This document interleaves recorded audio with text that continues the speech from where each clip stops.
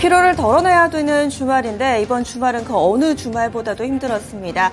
이 폭우로 인해서 전국적으로 피해가 끊이지 않았고 사건, 사고 현재까지도 수습하고 있는 그런 뉴스들이 연일 이어지고 있는 상황입니다. 아직까지 안심해서는 안 됩니다. 이번 주도 계속해서 비 소식 전해지고 있는 상황인데요.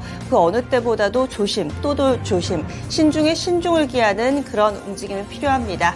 주식시장은 어떨까요? 지난주 움직임까지는 좋았었는데요. 하지만 이번 한 주 동안에도 안심해서는 안 된다라는 시각의 목소리도 나오고 있습니다. 코스피지수 2600선 위아래로 50포인트 정도씩 열어두는 것이 증권가의 시각입니다. 이번 주는 미국에서 여러 기업들의 실적 발표가 이어지면서 이것이 핵심이 될 거라고 하는데요. 한 주 동안에 저희와 함께 탄탄한 주식 전략 세워보시기 바랍니다. 그럼 핵심 뉴스 알아봅니다. 첫 번째 소식입니다. 앞서 말씀드렸던 것처럼 이 비 피해와 관련된 내용입니다. 이 최악의 수해다라고 평가를 받고 있는 상황인데요. 이 중대본이 어제 밤 11시에 집계한 바에 따르면은 인명피해가 79명으로 집계가 됐습니다. 원래는 이 81명이었는데 이 인명피해는 줄어든 것으로 재집계된 결과 이렇게 발표가 됐고요. 그리고 농작물 피해도 어마어마합니다. 여의도에 이 69배의 이 농경 피해가 있었던 것으로 알려지고 있습니다. 이로 인해서 윤석열 대통령 일단은 유럽 순방 마치고 오늘 새벽에 우리나라 도착을 했고요. 중대본 회의를 주재한 것으로 알려져 있습니다. 따라서 특별 재난구역 선포가 아마도 될 것이다. 지금 현재 대통령실에서는 빠르게 검토하겠다라고까지 밝혔는데 아직 발표가 된 것은 아닙니다. 하지만 특별 수해 이 재난 지역으로 선포를 할 것이다라고 일단 대통령실에서는 밝히고 있습니다. 이재민이 거의 10,000명에 육박한 상황입니다. 거기에다가 오늘 18일까지 최고 350mm의 빅폭탄이 예고되어 있는 상황인데요. 그러면 이 부분이 또 우리 일상생활에도 큰 영향을 미치지만 주식시장의 영향도 불가피해 보입니다. 관련된 종목 정리해 보겠습니다. 작년에도 비 피해는 상당히 컸습니다. 그때 움직였던 종목군들을 재차 묶어봤는데요. 이럴 경우에는 이 농경지 피해로 인해서 병충해와 관련된 부분들, 비료, 사료 관련된 종목군, 그리고 또 폐기물 관련된 종목, 재건 관련된 종목 이렇게 영향을 받게 됩니다. 비료 쪽으로는 경롱 있고요. 그리고 또 인선 ENT를 비롯해서 폐기물 관련된 종목군들 움직임 예상되고 있습니다. 우원개발이라든지 특수건설, 토목건설과 관련된 종목군들 재해복구 관련주로 묶어볼 수가 있겠고 다음으로는 또 피해야 할 종목군도 있습니다. 폭우 피해는 또 손해보험사들에게도 큰 피해를 입히게 되는데요. 이번에 많이들 접하셨겠지만 차량 피해도 굉장히 많습니다. 침수 차량이 빠르게 늘고 있는 상황인데 이로 인해서 손해보험사들의 피해가 불가피하다라는 평가도 나타나고 있습니다.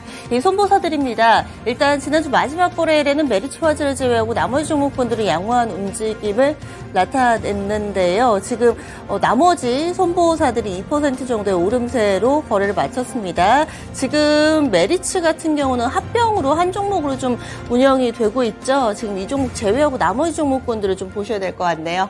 다음 뉴스 넘어가 보겠습니다. 윤석열 대통령 오늘 새벽자로 우리나라에 도착하기는 했는데 이 유럽 지역에서 계속해서 뉴스가 나왔습니다. 그 내용 주말 동안에 나온 내용들 좀 묶어봤습니다. 현지 시간으로 15일입니다. 원래는 이 리투아니아하고 폴란드 정도만 방문하려고 했는데 우크라이나도 깜짝 방문을 했습니다. 여기서 젤렌스키 우크라이나 대통령을 만났고요. 확대 회담도 있었습니다. 현지 시간으로 15일 오후 1시경에 있었는데 확대 회담 마치고 나서 양 정상이 공동 언론 발표가 있었습니다. 여기에서는 안보 지원 차원에서 군수물자를 지원하겠다라는 내용이 좀 포함이 됐었고요. 윤석열 대통령은 방탄복, 헬멧 같은 군수 자원을 지원한 데 이어 올해도 더 큰 규모로 군수 자원을 지원하겠다라고 밝히기도 했습니다. 우크라이나 재건을 위해서 양국 간 협력도 하겠다라고 양 정상은 밝히고 있는데요. 이 윤석열 대통령은 우리나라의 재정당국이 배정한 1억 달러의 이 사법 기금을 활용을 해서 인프라 건설 등 협력 사업을 신속히 발굴하고 추진하겠다 하면서 우크라이나 재건 관련해서 의지를 다시 한번 피력했습니다. 이와 관련해서 젤렌스키 우크라이나 대통령도 감사를 표하기도 했었죠. 그럼 관련된 종목 보겠습니다. 우크라이나 재건 이슈가 재차 부각될 수 있을 만한 내용인데요. 대표적으로는 다산네트워크스 있습니다. 그리고 삼부토건이나 DYD, IBK그룹이랑 유신도 함께 묶이고 있습니다. 일단은 지난주 후반부터 이쪽 관련된 종목은 재료 노출로 해석되면서 주가가 큰 폭의 하락 움직임을 나타내기도 했었는데요. 또 우크라이나의 깜짝 방문은 일정에 있었던 것이 아니기 때문에 오늘 장 어떻게 움직일지 다시 한번 확인해 보셔야 되겠습니다. 다음으로는 각 개별 기업에서도 이 우크라이나와 관련된 뉴스를 내놓고 있는데요. 바로 현대건설입니다. 현대건설 같은 경우도 이 윤석열 대통령의 유럽 방문과 관련해서 경제사절단에 포함됐던 기업인데요. 우크라이나 국제공항 건설에 현대건설이 함께 한다고 발표가 나왔습니다. 우크라이나 키이우에 있는 이 보리스필 국제공항공사와 이 공항 확장 공사를 위한 MOU 체결했다라고 현대건설에서는 밝히고 있습니다. 우크라이나 최대 공항입니다. 그래서 전쟁이 끝난 이후에 우크라이나를 재건하는데 상당히 큰 역할을 해야 되는 그런 공항으로 좀 알려져 있는데요. 이번 협력을 계기로 해서 조속히 정상화를 하는데 현대건설도 열심히 함께 하겠다라는 내용을 밝혔고요. 추후에는 고속철도 그리고 국가기반시설로 협력 범위를 확대해 나갈 계획이라고 합니다. 거기에다가 에너지 인프라 사업 추진을 위해서 기반도 확장해 나갈 것이라고 현대건설은 밝혔습니다. 공항건설로 끝나는 것이 아니라 이것이 인프라 사업을 조금 더 확장시키는 계기로 활용을 하겠다라는 것이 현대건설의 포부인데요. 바로 직전 거래일에 현대건설 종가 체크해보겠습니다. 현대건설을 비롯해서 최근에 건설주들 주가 움직임이 그다지 좋지는 않은데요. 지난주 마지막 거래일 1.5% 정도 상승하면서 37,500원에 거래 마쳤습니다. 다음 뉴스 넘어가겠습니다. 테슬라가 드디어 공개를 했습니다. 사이버 트럭입니다. 지난 2019년 아마 기억하시는 분들도 계실 텐데 사이버 트럭을 공개를 하는 장면이 있었습니다. 그때 우리 사이버 트럭은 방탄유리입니다 라고 하면서 앨런 머스크 CEO가 큰 쇠고루스를 방탄유리에 던졌는데 그것이 깨지면서 또 해프닝이 벌어지기도 했었죠. 일각에서는 이것이 노이즈 마케팅이다라는 분석도 있었는데요. 어찌됐든 간에 사이버 트럭 드디어 그 모습을 또 드러냈습니다. 텍사스에 있는 기가팩토리에서 이 사이버트럭 첫 번째 생산 물량을 공개를 한 거고요.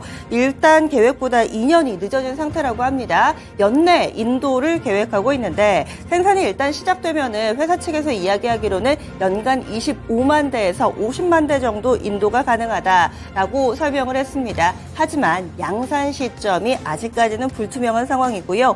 회사 측에서는 이렇게 얘기하는데 월가에서는 올해 2,000대 정도 생산이 가능할 것이다 라고 이야기를 하고 있습니다. 왜냐하면 생산 공정 최적화가 쉽지 않고요. 또 사이버 트럭이 어마어마하게 큽니다. 따라서 또 배터리 팩도 더 큰 게 필요한데 이것을 구하기가 쉽지 않고 또 수익성이 맞을지도 의문이다라는 것이 월가의 시각입니다. 따라서 이 사이버 트럭 관련돼서 시장의 반응 오늘장 체크 필요해 보이는데요. 관련된 종목 보겠습니다.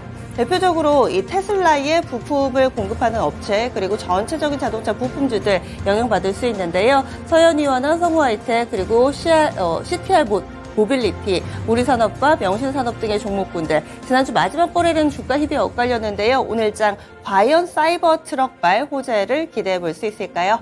마지막 소식입니다. 뉴욕 증시 지난주 마지막 거래를 혼조세로 거래를 마쳤습니다. 앞서서는 금리를 이제 마지막으로 한 번만 더 올리면 되겠다라는 월가의 시각으로 인해서 그동안에 나흘 연속해서 상승 랠리를 펼치다가 지난주 마지막 거래일에는 숨고르게 양상을 나타냈는데요. 주간 기준으로는 상당히 성적이 좋았던 한 주였습니다. 3대 지수가 나란히 주간 기준 2% 넘는 상승 움직임을 나타냈기 때문인데요. 그럼 앞으로는 어떤 움직임을 나타낼지 이번 한 주 동안에는 테슬라를 비롯한 빅테크들의 실적 발표가 중요하다. 월가에서는 이렇게 내다보고 있습니다. 지금까지 핵심 뉴스 알아봤습니다. 오늘도 개장은 증권통과 함께 하시죠.